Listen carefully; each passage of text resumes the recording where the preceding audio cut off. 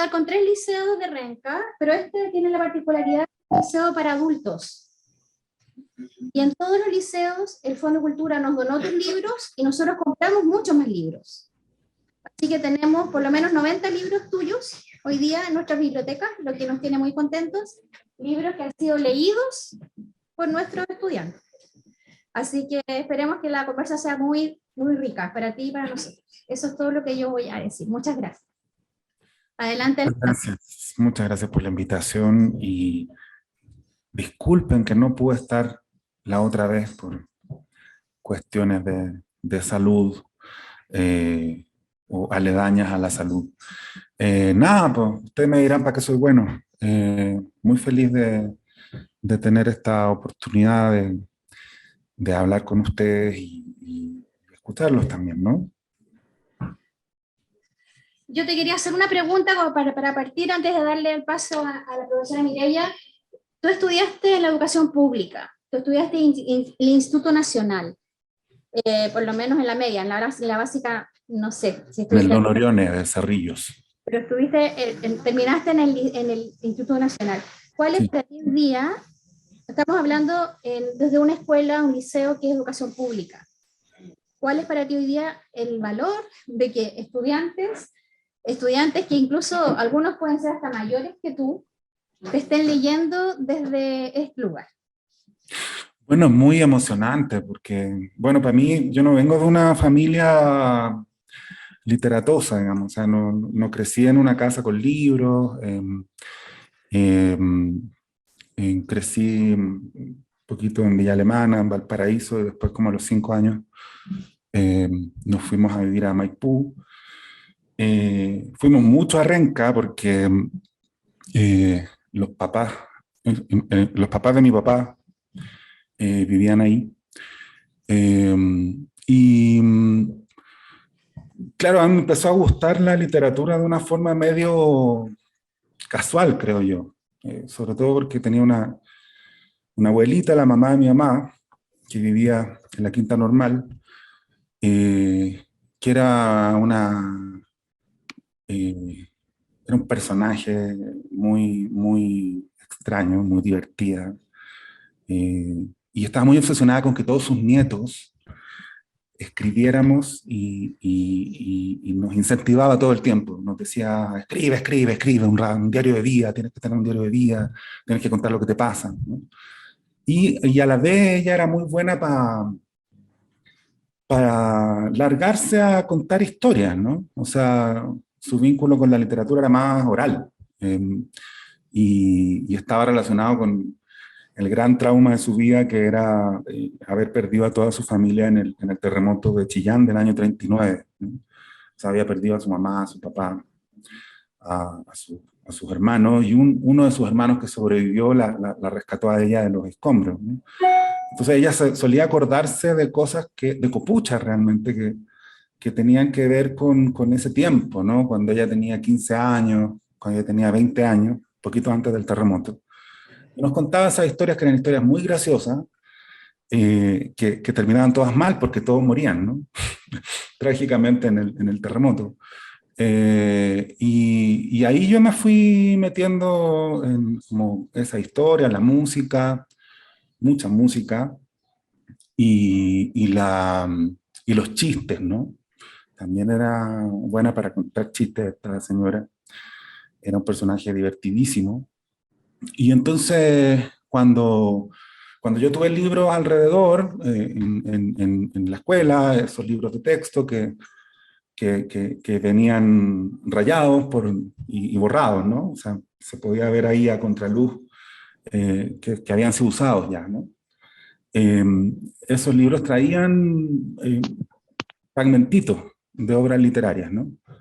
Y a mí me gustaban mucho, pero yo como que los veía como una continuación de ese mundo oral de mi abuelita.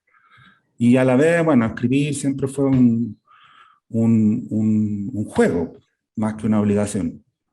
Eh, Compartíamos los primos las cosas que escribíamos, era una forma de jugar, y yo creo que también en ese mundo que era, bueno, plena dictadura, eh, era importante inventar otras formas de jugar, ¿no? Formas que de verdad nos resultaran genuinas, o sea, formas nuevas, ¿no? Y la escritura, que es algo tan antiguo, para nosotros era algo nuevo. Entonces, por ahí vino la afición a la literatura, y yo creo que me acostumbré a eso, como tuve mucha suerte, porque por culpa de mi abuelita, escribir fue un hábito, un juego, y no una obligación, ¿no? Eh, entonces, después había cosas de la escuela, de los colegios en los que estuve, que me parecían súper desagradables, pero escribir y leer siempre fue para mí algo muy entretenido, ¿no? Digo, entretenido directamente, esa es la palabra. O sea, me parecía divertido, y me parecía que ningún profesor era capaz de arruinar eso, ¿no?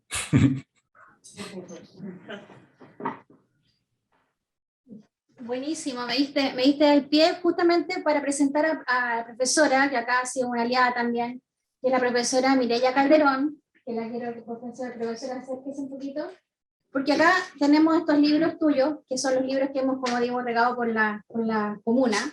Son de tus obras muy importantes.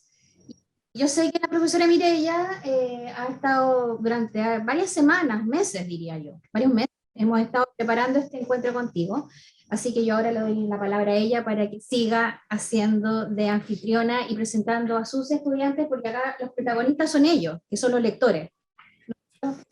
Retiramos. Buenas noches, Alejandro.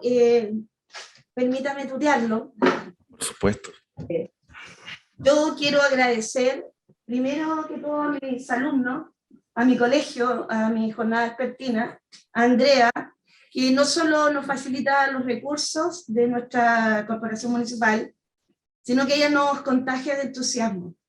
Y hoy día todos necesitamos estímulos, necesitamos los alumnos que nos inyecten energía a nosotros entre pares, entre colegas, la corporación hace a sus profesores, y de esa manera vamos tejiendo un vínculo maravilloso para poder devolverlo nuevamente a nuestros chiquillos.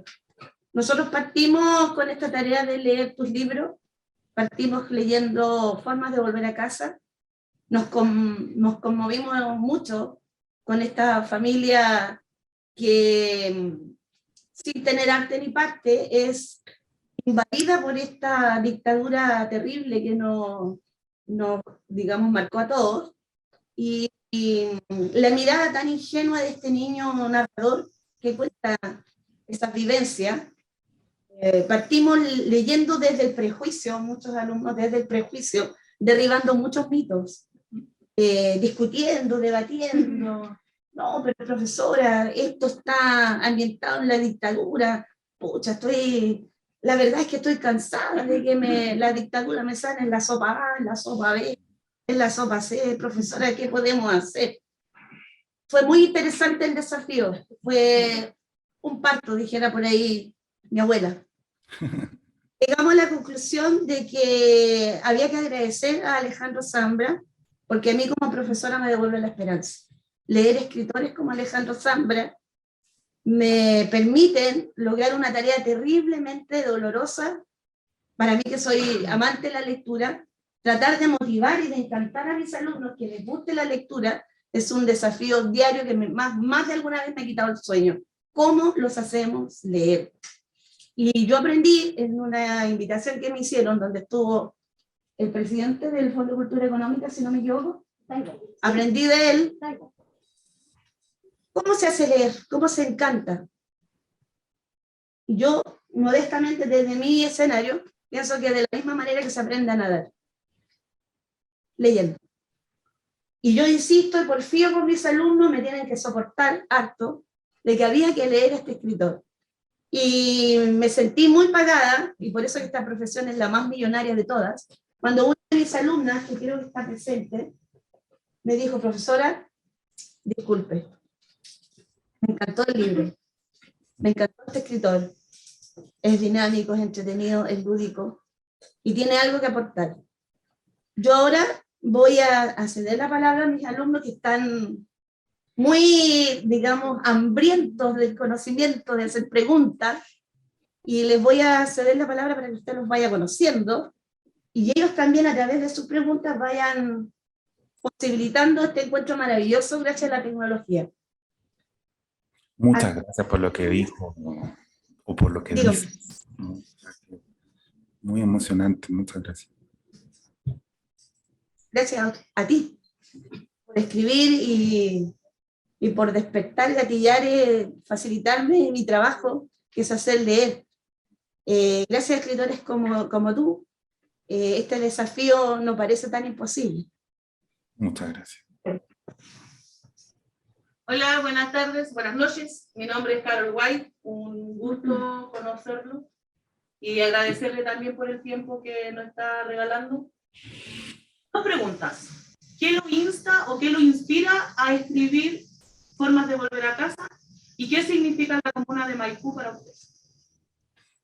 Mira, voy a tratar de contestarlas todas a la vez, pero esa novela yo creo que la llevábamos todos dentro, aunque no escribiéramos novelas, ¿no? Porque sí es cierto que un sentimiento común en la gente de mi edad era como una cierta parálisis, no podías contar tu historia, porque en realidad quienes habían vivido ese tiempo eran tus padres, ¿no? Y bueno, los padres siempre, de un modo u otro, son los portadores de la experiencia, ¿no? Entonces a veces te dicen, como nos decían a nosotros, tú no tienes derecho a hablar de esto porque tú no habías nacido, porque tú no viviste, y es algo, es una razón tan indiscutible que eso te agobia, te angustia, ¿no? Porque sientes que cualquier cosa que digas no tiene sentido. Y a la vez sientes que no tienes derecho a hablar. Pero claro, en la medida en que nos fuimos conociendo, cachamos que si nuestros padres habían sido, entre comillas, padres de derecha o padres de izquierda o apolíticos o como fuera, igual estaba en común esa sensación. O sea, igual nos parecíamos más de lo que creíamos, ¿no? Y también creo que era el momento en que ya tu familia, tu papá, tu mamá, tu hermano, pasan a ser parte del pasado eh, y necesitas como habitar un presente con ellos también, ¿no? Pero hay otra parte de la familia muy importante que son los amigos. Entonces, yo creo que estaba muy necesitado de diálogo nuestro ambiente. Y la novela de algún modo recoge todo eso, ¿no? O sea, como una posibilidad de encuentro que también pasa por salir de la parálisis, ¿no? O sea, permitir, por ejemplo, que las experiencias que incluso suenan incorrectas surjan, ¿no? Por ejemplo, el humor era incorrecto, ¿no? Porque no tenía la legitimidad de entrada, porque estábamos hablando de un momento muy doloroso, muy triste para todos los chilenos. Entonces, claro, en teoría no podías, si lo habías pasado bien, por ejemplo, alguna vez, eso tenías que callarlo. Y yo creo que de tanto reprimir cosas, uno se enferma. Y la literatura, aunque esto suene muy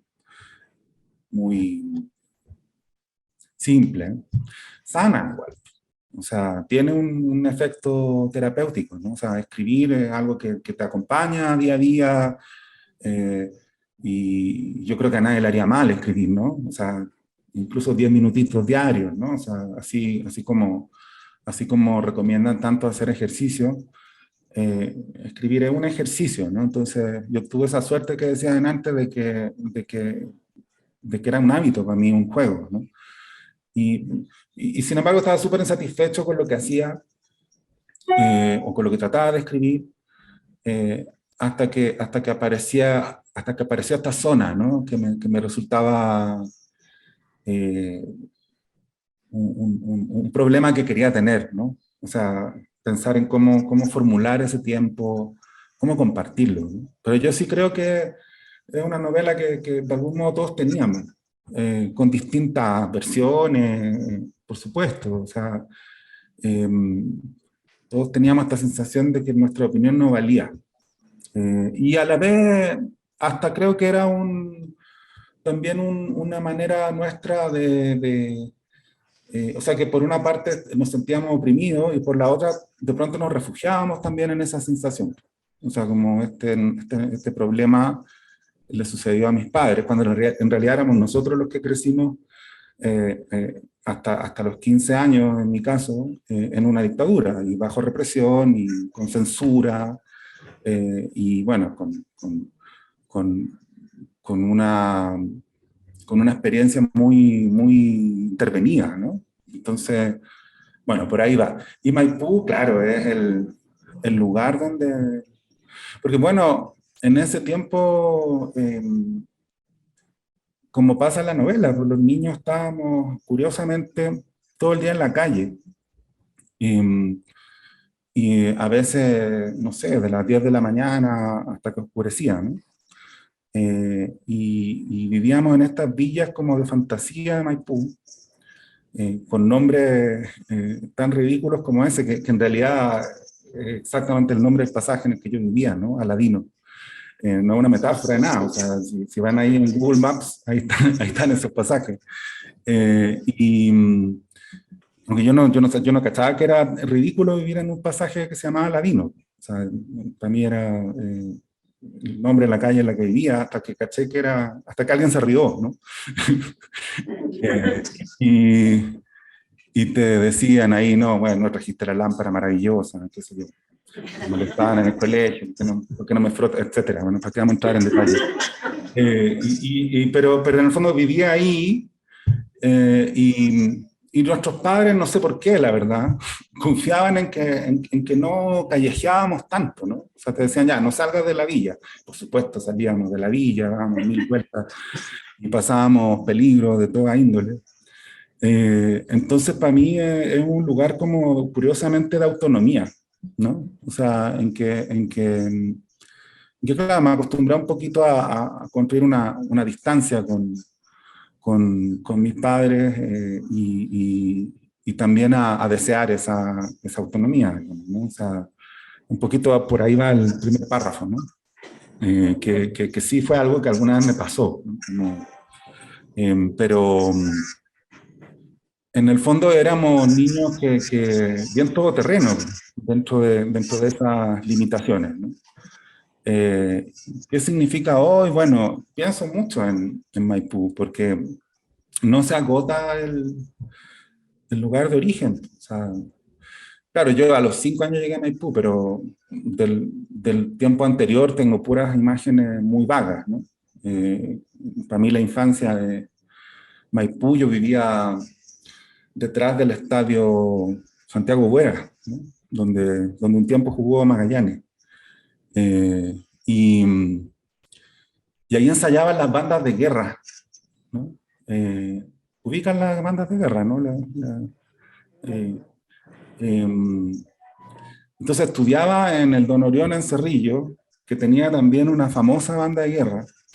Entonces en la mañana iba al colegio y escuchaba a la banda de guerra ensayando, y en la tarde estaba en la casa y escuchaba a otras bandas de guerra ensayando en el estadio detrás de mi casa. O sea, era una pesadilla la banda sonora de... Entonces esas cosas no las meto tanto en la novela porque es como inverosímil. O sea, todo el día estaba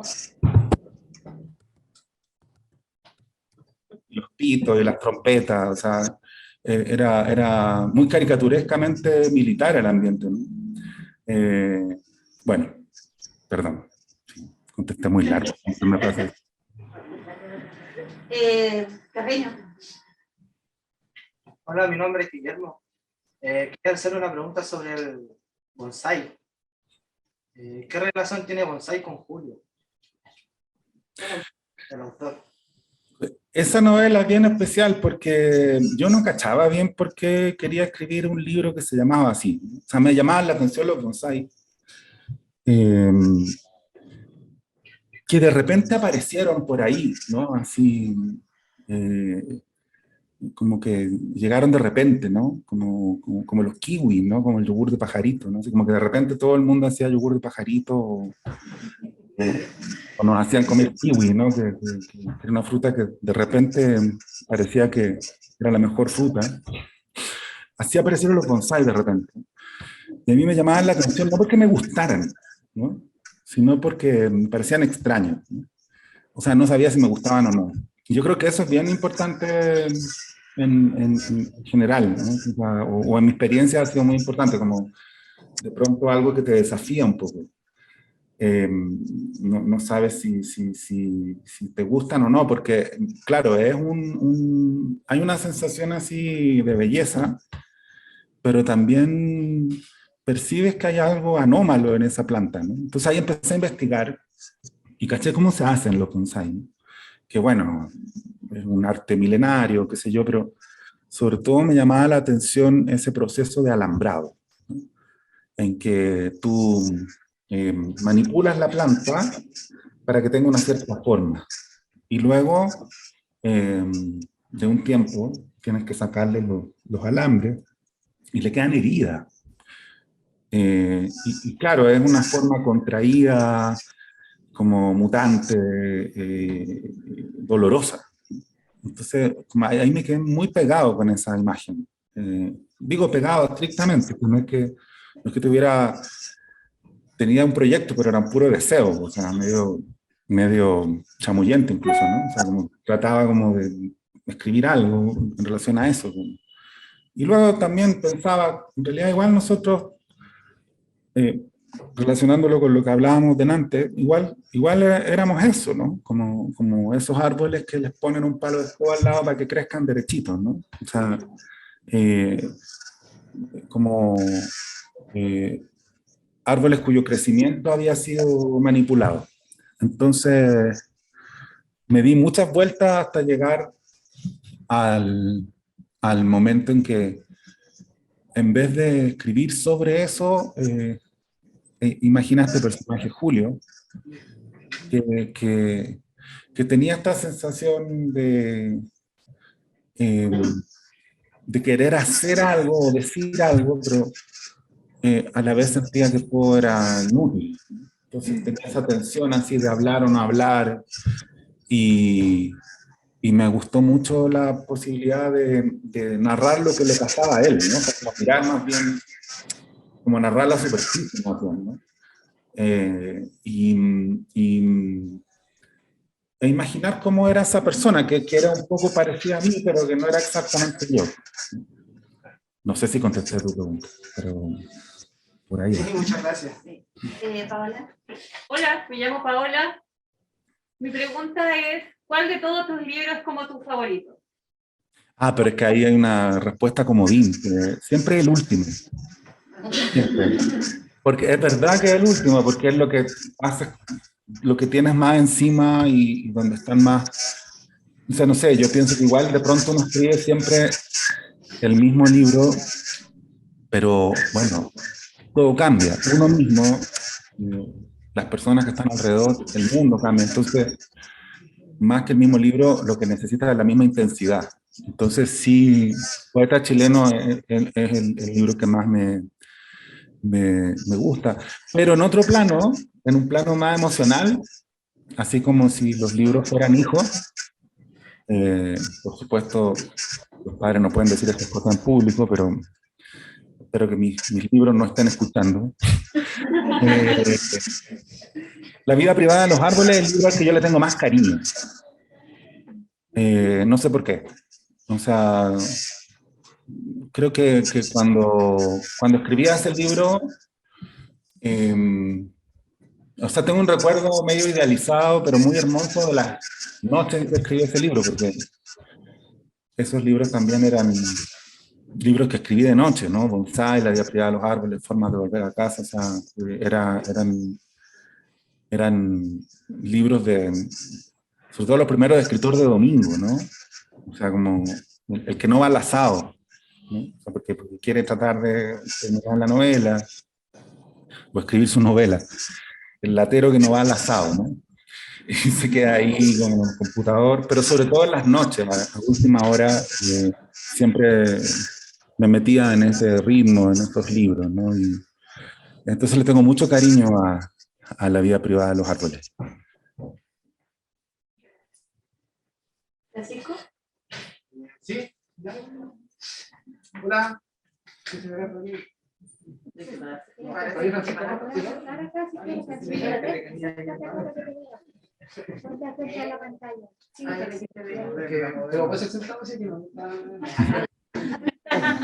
Hola Alejandro, ¿cómo estás? Hola. Sí, bueno, decirle que leí el libro, me gustó bastante, pero quedé pensando cuántos Alejandros hay, no sé si, bueno, en Chile puede ser, porque yo leí el libro y hay páginas que el libro igual me emociona, porque eso del cambio de nombres de las calles o de las poblaciones, por lo menos que en Renca todavía existe. Eso del, no sé, pues, no sé si quién es más joven tú o yo, pero al parecer yo. Somos casi de la misma época, o sea, yo soy de 79. Igual en Renca yo estuve en los 80 también. También los cambios de las poblaciones, de los nombres, de muchos amigos que ya no están. Y sobre eso, sobre el tema del libro, que el libro llega a la gente que por lo menos a mi edad, esa gente que no estuvo en ningún partido político, tampoco yo golpe de Estado, pero tuvimos los 80, y eso no se puede olvidar.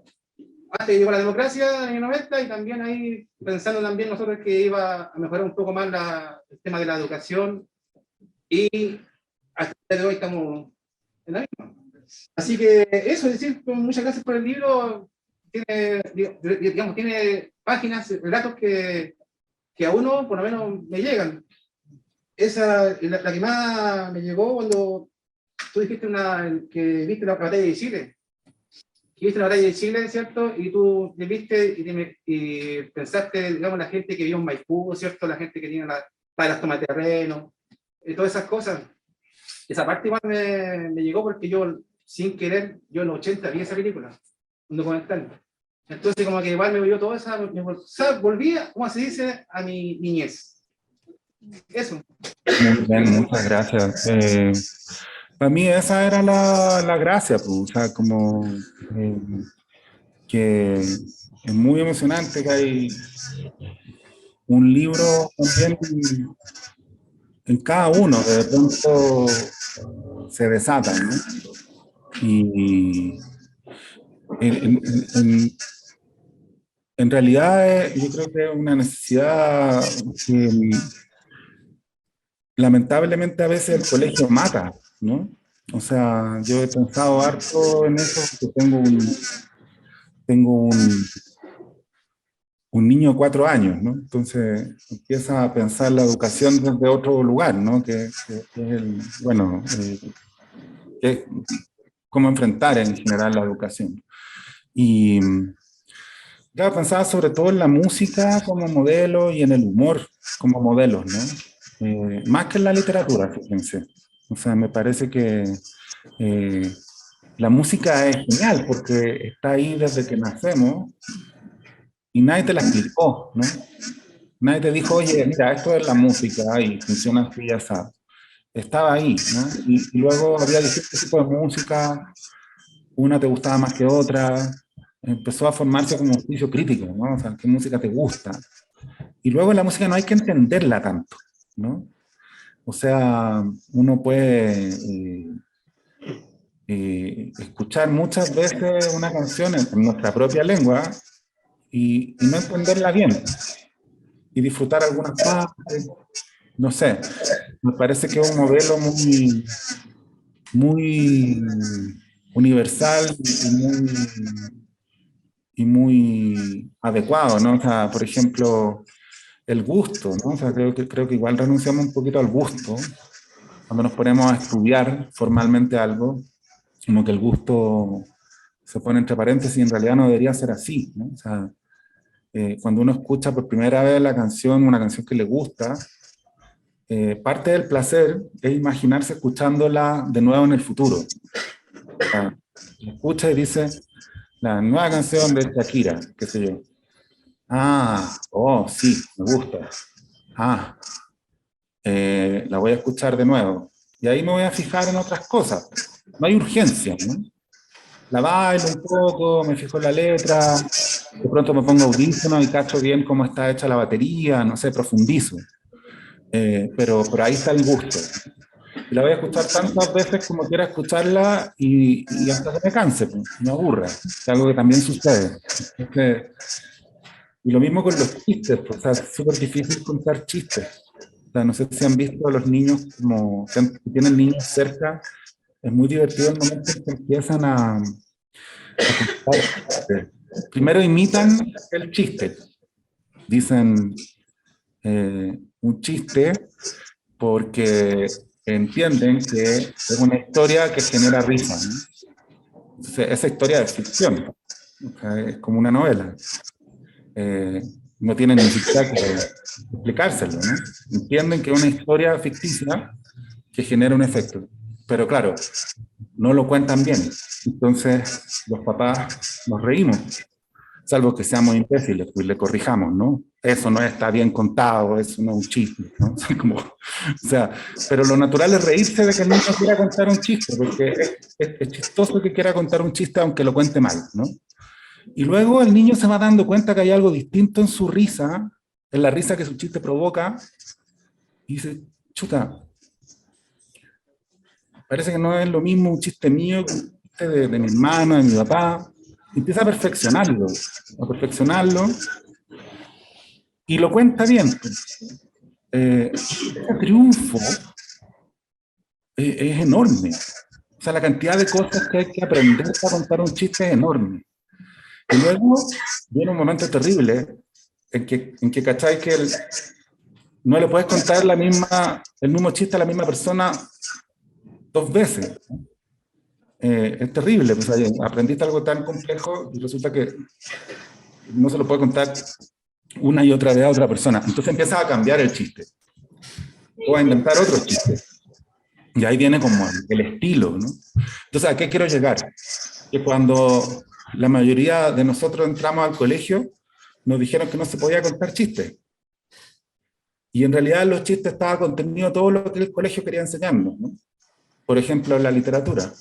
No es necesario definir la literatura. No es necesario definirla. Lo que hay que, claro, jugar, pues, mostrar un poema, otro cuento, y no habría que renunciar al placer, ¿no? O sea, si leemos 10 poemas, uno nos va a gustar más que los otros, y no hay que explicarlo tanto, pero claro, si nos gusta realmente vamos a profundizar en él, ¿no?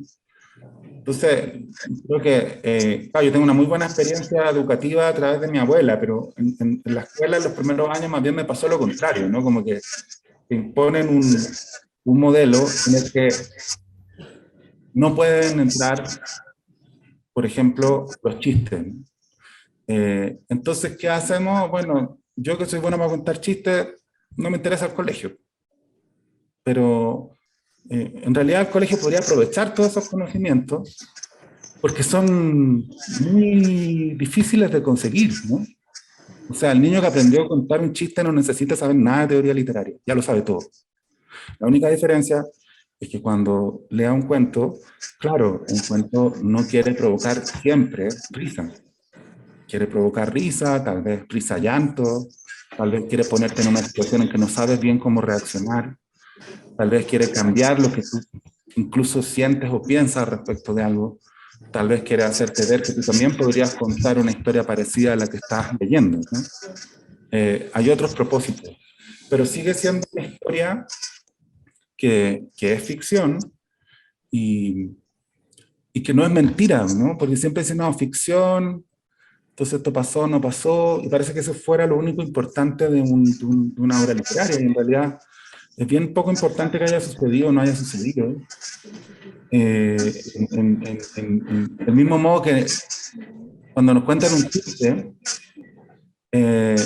no sentimos que nos están contando una mentira, ¿no?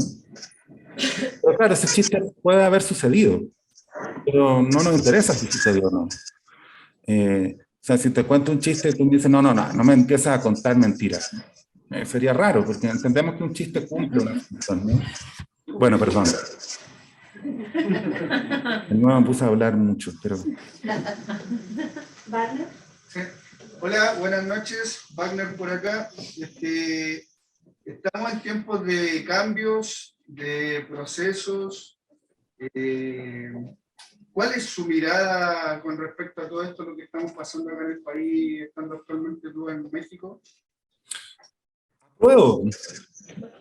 Esa es mi mirada. Creo que es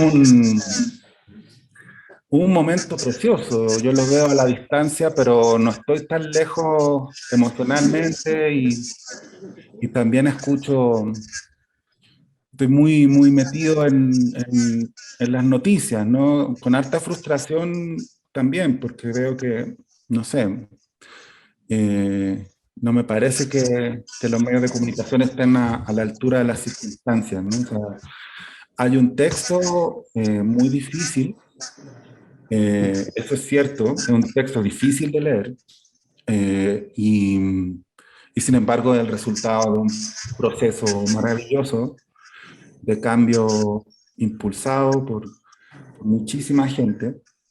Entonces, más allá de lo que quieran o decidan votar, deberíamos estar discutiendo ese texto, ¿no? No la cocina política, ¿no? Que es lo que al menos en los medios por los cuales yo me informo, lo que veo fundamentalmente es eso, que están discutiendo cómo arreglar algo que consideran de antemano inadecuado, pero nunca dicen por qué, salvo, bueno, 3 o 4 fake news favoritas. Eso pienso yo a la distancia. He leído la Constitución, me parece extraordinario el país que ese librito propone, me gusta mucho. Sí creo que es difícil de leer y que deberíamos hacer un esfuerzo, incluso si no estuviéramos de acuerdo con lo que dice, por ponerlo delante. Y es difícil porque, bueno, es difícil ponerse de acuerdo, ¿no? O sea, es difícil recoger las opiniones de todos y es difícil también que... Creo que también el proceso ha sido más difícil porque hay mucha gente a la que no le gustaba de antemano, ¿no? Entonces ha puesto muchísimas trabas, porque efectivamente la gente que redactó la Constitución no pertenece en su gran mayoría al grupo que ha estado tomando todas las decisiones en Chile en las últimas décadas, ¿no? O sea, es otro grupo, es otra gente. Y entonces a la gente que sigue tomando las decisiones y que pase lo que pase el 4 de septiembre va a tener la labor de legislar lo que esta Constitución dice, a esa gente no le gusta el origen ajeno para ellos de esa construcción de país, ¿no? Ahora, a mí sí me gusta. Me preguntaste eso, entonces por eso respondí eso. Muchas gracias. ¿Alguna otra pregunta? Bueno, acá tenemos a uno de nuestros alumnos haitianos. Le dejo la palabra. Hola, soy Michel Francois. Te tenía dos preguntas. Sobre por qué Emilia llegó a odiar a su propia madre. Y la otra pregunta es sobre la Constitución, pero el compañero acá le hizo la pregunta, entonces esto lo dejamos en un lado. Porque para mí, yo acá en Chile hace falta mano dura con la delincuencia. Eso es mi opinión sobre la Constitución, lo que yo estoy leyendo, porque todavía no he terminado de leer. Eso es mi pregunta. ¿Cuál era la pregunta? ¿Por qué Emilia? Es que no la alcancé a escuchar bien. ¿Por qué Emilia llegó a odiar a su propia madre? Ah. Leía en el libro. Porque yo no sabría decirlo, ¿no? O sea, en el sentido de que no es que yo tenga todas las claves, pero sí hay una tensión ahí con el origen, ¿no? Y me parece que ese bolero que dice que solo se llama lo que es querido, siempre es la explicación del amor o del odio, ¿no? Eh, en el fondo, lo que yo imagino es justo eh, que hay una ausencia, ¿no? Una ausencia que se arrastra y que pesa y que de pronto se soluciona, entre comillas, poniéndole nombre a un sentimiento, ¿no? Gracias. Hay un colega que quiere hacer una consulta, una pregunta. Sí. Permiso. Hola Alejandro, buenas noches. Hola. Te quiero confidenciar algo. Te conocía solamente de nombre y me pasó algo particular contigo porque empecé al revés. O sea, yo hace 2 meses atrás terminé de leer Poeta Chileno, que fue la primera novela que adquirí, y valoré mucho las vacaciones porque ya leí después posteriormente Bonsai, Forma de volver a casa, y me pasó que valoré el espacio del ocio. Yo soy como una persona bastante estructurada, que siempre tiene que estar haciendo cosas, pero en las vacaciones me di a la ociosidad. Entonces, fue bastante entretenido. Y me gustaría hacerte una pregunta con respecto al poeta chileno. ¿Cuánto hay de Vicente y de Gonzalo en ti, en tu vida, en cómo tú eres hoy en día? Y si has pensado qué es hoy en día de esos personajes. ¿Qué están haciendo? Sí, pues la novela salió justo antes de la pandemia, entonces muchas veces me pregunté qué estarán haciendo, ¿no? Porque bueno, también para quienes vivimos lejos la pandemia, o sea, yo vivo lejos de mis papás, de mi hermana, de muchísimos amigos, y fue muy difícil estar lejos, ¿no?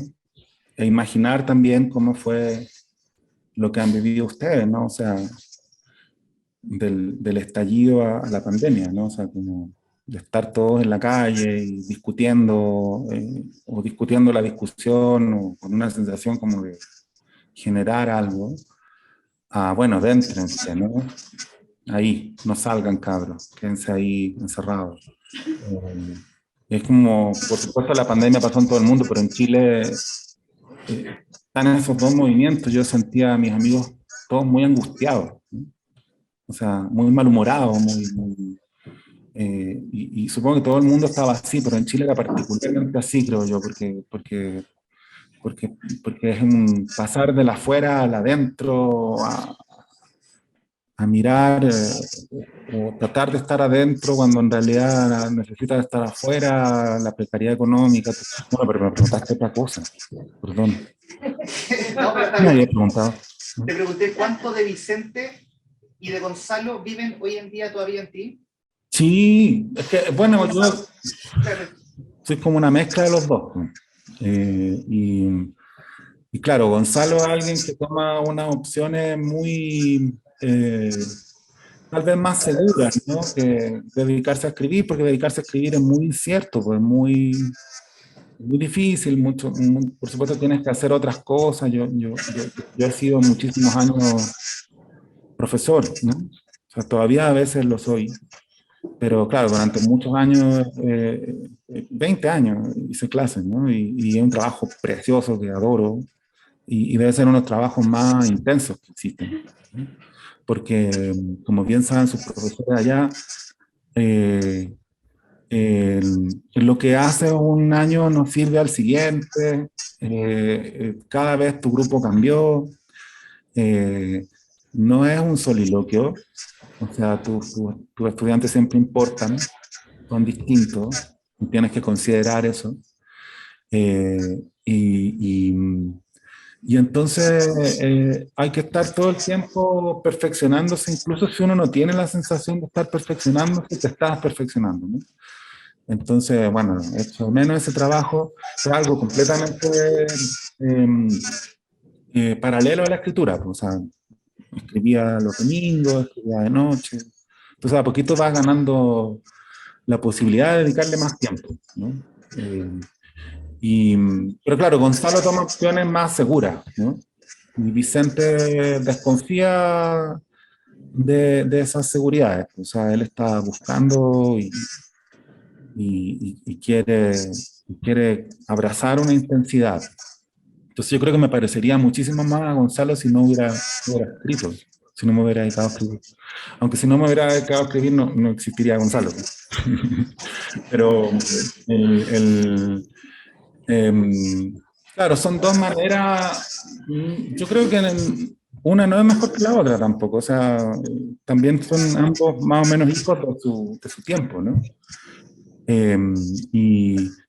Y a mí me gusta mucho la generación de Vicente. Me parece que no- como siempre como las cosas cuando se explican generacionalmente son medio mentirosas, ¿no? Porque la lucha generacional, entre otras cosas, deja fuera la lucha de clases, ¿no? O sea, pareciera que a todo el mundo le pasaran las cosas de la misma manera, y no es así, ¿no? O sea, pero claro, siempre hay una tensión entre las formas como vive una generación y vive la siguiente. Me gusta a mí pensar ese diálogo, o sea, no quedarse en la pura diferencia, ¿no? Yo creo que eso sí ha pasado, por ejemplo, em, eh, he visto chicos preocupados de la jubilación, que es como una contradicción. O sea, ¿por qué te preocupas de la jubilación si tienes 20 años? Bueno, porque ves a tus abuelos todos cagados. Perdón, bueno, que se graba. Pero porque viste sufrir a tu abuelo, porque tu papá te das cuenta que tiene que seguir trabajando y no se retira nunca, digamos. Entonces, claro, por eso un joven está preocupado pero no porque esté preocupado de su futuro, sino porque va más allá de sí mismo, ¿no? Y creo que eso es súper importante, como, aunque a veces nos empantanemos, por supuesto, hacernos responsables de nosotros mismos, y a veces el futuro parece muy angustioso, pero también es muy importante ese momento en que empezamos a pensar más colectivamente, ¿no? Incluso, no sé, en un futuro en que nuestra posición no está clara, ¿no? Gracias, Alejandro. Gracias a ti. Bueno, esa también es una novela larga que duraba un poco, porque me pasaba a mí que me criticaban que con Bonsai no alcanzaban a salir de Santiago y ya la habían terminado. A mí me pasó la buscar hace dos, atrás Metro Tobalaba y me bajé en un hospital y ya la había terminado. Entonces, como de 10 estaciones, se acabó Bonsai. Sí. Gracias. Hay una pregunta de otro de nuestros alumnos. Hola, aquí Nicolás, no, si quería saber si, por ejemplo, ahora está escribiendo o va a sacar alguna otra novela. Sí, muchas gracias por la pregunta. Estoy escribiendo ahí. A veces uno se dispersa, porque pasé por un tiempo que escribía varias cosas distintas. Y la verdad es que ahora, en los últimos 4 años, desde que fui papá biológico, he estado escribiendo mucho sobre eso. Entonces voy a publicar un libro que es sobre paternidad, pero desde varios lugares, no es un poquito de ficción,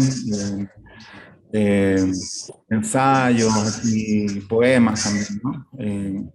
Eso es lo que voy a publicar ahora y por supuesto estoy muy nervioso porque siempre que uno publica se pone muy nervioso, aunque no sea el primer libro, pero también porque es muy delicado el material, ¿no? O sea, escribir sobre los hijos. Es más habitual que los hijos escriban sobre los padres, generalmente para perpetrar una venganza, ¿no? que al revés, ¿no? Que ver a tu... En ese tiempo de... Todo nació una vez que mi hijo ya hablaba sea, ya había escrito yo algunas cosas, pero un día en pandemia pasaron dos cosas, casi el mismo día. Él tenía 2 años y medio y me dijo de pronto, habla muy mexicano él, como monito animado, ¿no? Traducido en México, digamos. Entonces me dijo, escondámonos del virus, papá. Y me pareció, y claro, era el juego de las escondidas y había que esconderse del virus, ¿no? Eso me conmovió mucho esa imagen, que era divertida y a la vez abrumadora, porque ¿cómo te escondes de un virus, no? Y estábamos todos escondidos de un virus, en teoría, pero ¿dónde está el virus, no? Y también era la primera vez, creo yo, que él hablaba directamente del virus, ¿no?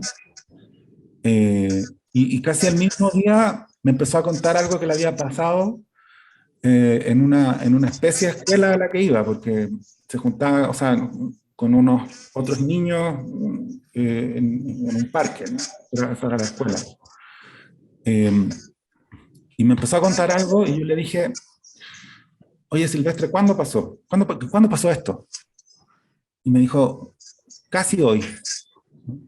Y ya sabía decir ayer, o sea, es esa edad en que los niños involuntariamente casi juegan con el lenguaje, ¿no? O sea, no es que no supiera decir ayer, pero en vez de decir ayer le resultó más cómodo decir casi hoy. Y yo pensé, chucha, perdón, vaya, pensé, eso es casi hoy, no es hoy. O sea, esa es la sensación que tengo yo del tiempo, ¿no? Es casi hoy, que puede ser ayer o puede ser mañana, pero no es hoy, ¿no? Entonces me pareció tan bonito esa imagen, ¿no? Que era muy intuitiva, por supuesto, no quería significar nada con eso, pero decía, bueno, estamos viviendo un casi hoy, ¿no?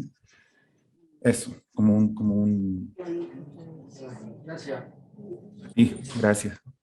Tenemos una pregunta, sería la última. La última pregunta de un alumno. ¿Te puedes acercar un poquito?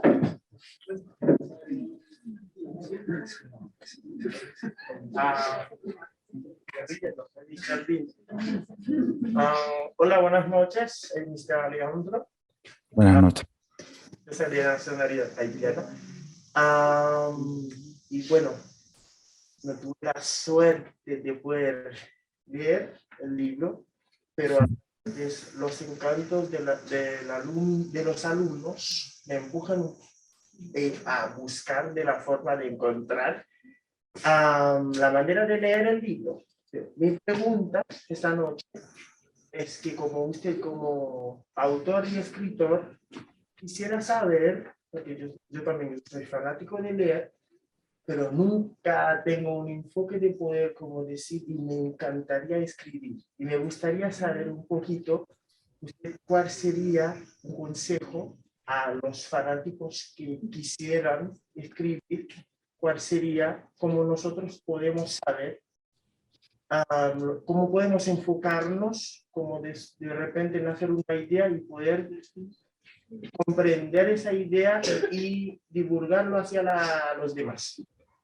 Eso Muchas gracias. Muchas gracias por tu pregunta.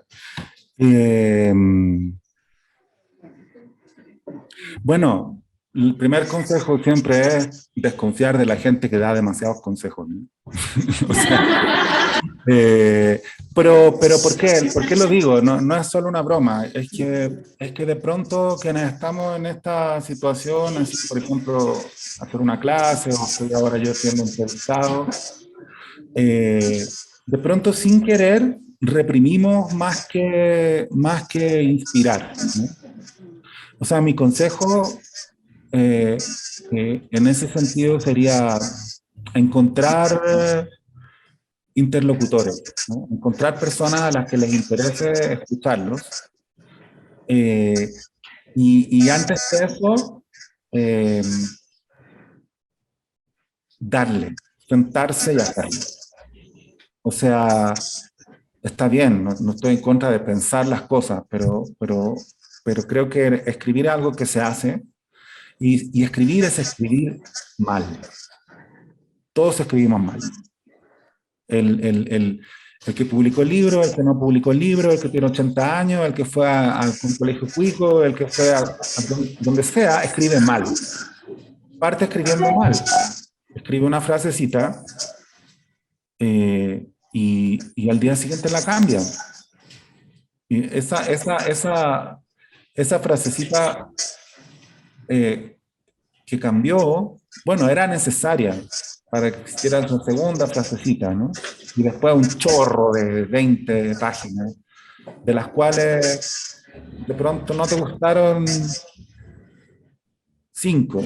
Entonces las borras, las haces de nuevo, y claro, el gran problema de escribir siempre es el tiempo, ¿no? O sea, por supuesto, no tenemos tiempo, estamos siendo exigidos todo el tiempo, desde todos lados, nos joden, y nadie respeta el ocio, porque están todos pensando en el negocio, ¿no? O sea, que es la negación del ocio, ¿no? Eso significa la palabra, ¿no? El negocio es el no ocio, ¿no? Y el ocio para nosotros está castigado, nos dicen, está ahí de ocioso, no está haciendo nada, ¿no?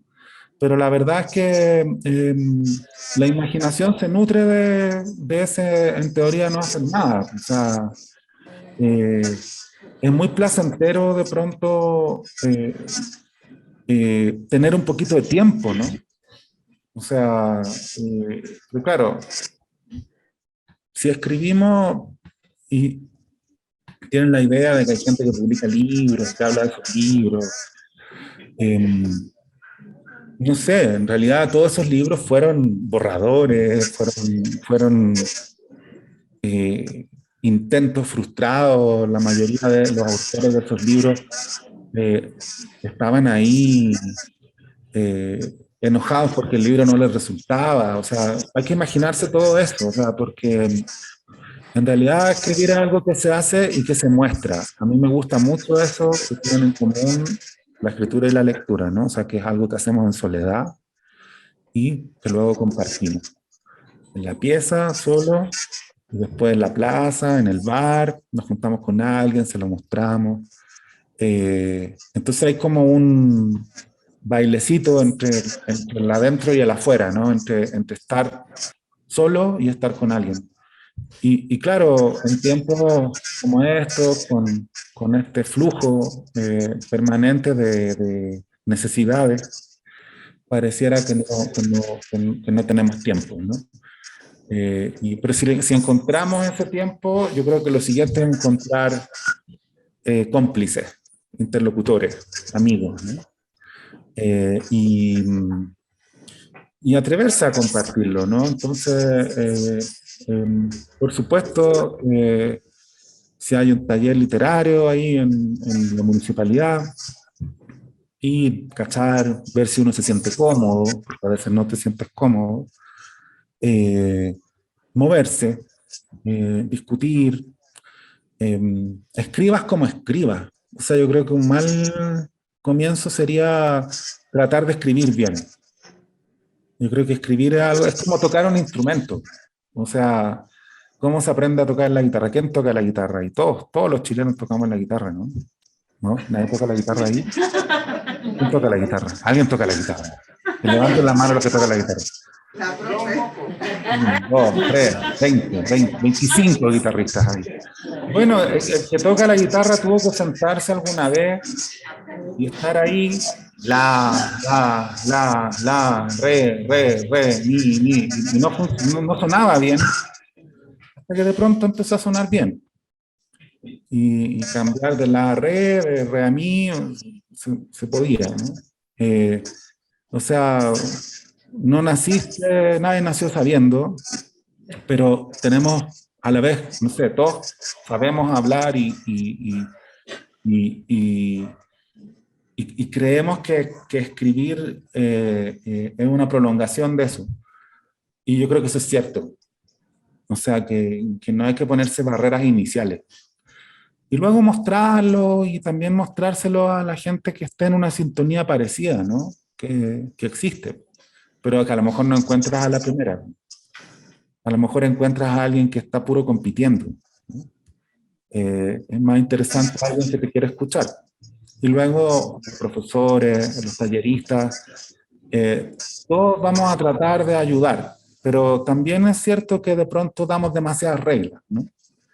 Y probaría formatos. Por ejemplo, en los talleres a mí me gusta hacer eso, como más que decir ya, escribamos un poema, como un poema. Bueno, escribamos primeros recuerdos, ¿no? Todos tenemos primeros recuerdos. Todos acá, los que estamos en esta sala, bueno, yo no estoy en esta sala, pero me siento como si estuviera ahí. Todos tenemos eh, eh, esta enfermedad de la que nadie sabe muy bien su explicación, que es la amnesia infantil, ¿no? Que pasa como a los 6, 7 años. Que olvidamos un montón de cosas, porque si han convivido con niños, saben que los niños sí recuerdan, ¿no? O sea, un niño de 3 años recuerda lo que hizo la semana pasada, o incluso donde fue de vacaciones, si fue de vacaciones, o se acuerda de gente incluso. Pero bueno, hay un momento en que como que la memoria se borra, que yo creo que también es una maravilla, porque si estuviéramos todo el tiempo recordando cómo nos cuidaban cuando éramos chicos, nadie se podría revelar, ¿no? O sea, cualquier discusión con el papá sería, oye, pero mira, yo te cambié los pañales, ¿no? Mira, ¿te acuerdas? ¿Te acuerdas de que la cantidad de veces que estuviste a punto de caerte yo te salvé, ¿no? Entonces ahí ya, bueno, no hay discusión posible. Pero no lo recordamos, ¿no? Y entonces, bueno, en vez de ponernos a escribir poemas, podríamos juntarnos y hacer una lista de recuerdos. Y algunos los vamos a inventar, porque los recuerdos son inventos. Los recuerdos tienen una zona de ficción. No los recordamos bien, entonces los completamos, igual que los sueños, ¿no? Los completamos con pedacitos de lenguaje, ¿no? O sea, incluso sin intención de inventarlo. Como, no, claro que estaba en un puente y a ese puente le faltaba un palo, yo metí el pie, yo de haber tenido 3 años. Y ahí, bueno, puede surgir un detallito que en realidad uno no está tan seguro de que sea cierto, ¿no? No sé, ese tipo de ejercicios me gustan. Como no obligarse no sé, a que tu texto sea como el reflejo de un género, de un modelo tan claro, ¿no? Y el borrador, pues, o sea, atreverse a... Yo de verdad creo que hace muy bien escribir, pues. O sea, también en redes sociales y todo lo que se escribe habitualmente, pero la escritura privada yo la defiendo. O sea, el cuadernito ese, el diario de vida, el que se guarda con candado, eh, y en el que uno también puede ser irresponsable, ¿no? También puede decir brutalidades, ¿no? También puede decir cosas que a los demás no les gustaría escuchar, ¿no? Pero por otra parte, ese espacio es el que te permite no echarle toda la culpa al que tienes al lado, ¿no? O sea, es como un momento como de responsabilidad propia y a la vez de desahogo, como dice la sabiduría popular, el papel aguanta todo, ¿no?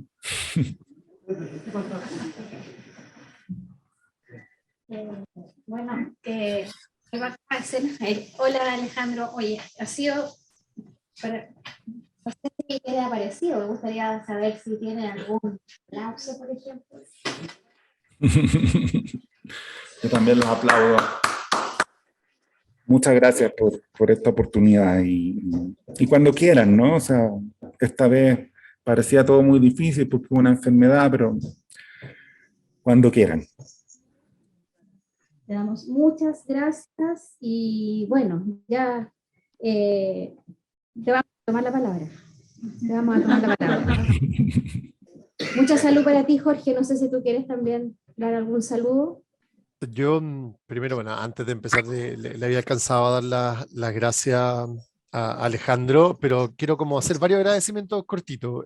Primero, bueno, a Rafa y a la Sol, nuestros socios estratégicos del Fondo de Cultura que siempre nos ayudan y contarle un poco también a los chicos que están ahí esta idea de leer para hacer la revolución, ¿no? Yo creo que es importante, mientras escuchaba a Alejandro y miraba a todos los que están ahí, la diversidad de edades, de culturas.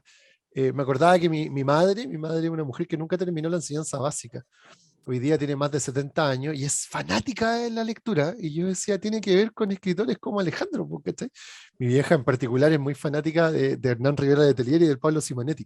Y es como una groupie, así como que sale un libro nuevo de ellos y como que ella corre así como a decirme, hijo, está el nuevo libro de Rivera de Telier, se viene el Día de la Madre, recuérdalo. Y esas cosas a mí me parecen maravillosas, ¿no? Porque una mujer que efectivamente en algún momento llegó a pensar probablemente que no era capaz de aprender, como pero que hoy día, a sus 70 y tantos años, sea una lectora adicta, a mí me parece maravilloso. Y creo que tiene que ver con esta idea de leer para hacer la revolución, ¿no? Eso tiene que ver, eso tiene mucho de revolucionario para mí. Por algo que conversamos cuando vino Paco Taibo, ¿no? O sea, esta idea de que leer nos hace libres. Pues yo hoy día escuchaba las preguntas, los comentarios de todos los que están ahí, y digo, sí, pues efectivamente hoy día, gracias al trabajo de Mireia, que no la veo por ahí, pero al esfuerzo, al trabajo de Mireia, de todo el equipo comprometido, de la expertina del TAE, hay un grupo de personas ahí que hoy día es un poco más libre, pues, ¿cachai? Gracias a tu trabajo, pues, Alejandro, y eso es tremendamente meritorio. Entonces, un agradecimiento primero, bueno, para el Fondo de Cultura, para ti, Alejandro, por acompañarnos, pero también para todo el equipo del TAE, pero principalmente para todos los estudiantes que se atreven a ser un poco más libres, pues, chiquillos. Eso.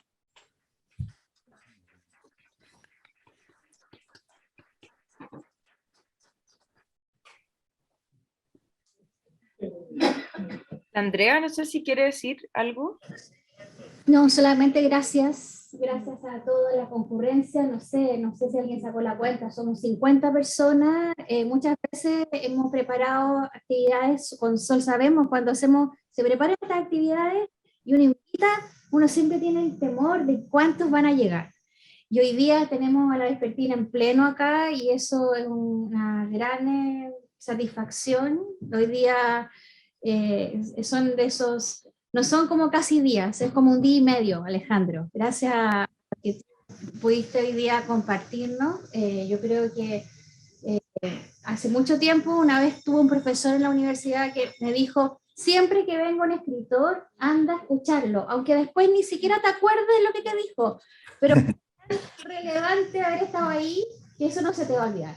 Así que yo creo que espero que a muchos de ustedes no se les olvide este momento y que sea el primero de muchos otros momentos para que sigamos leyendo y, como dice nuestro lema, sigamos haciendo la revolución. Muchas gracias.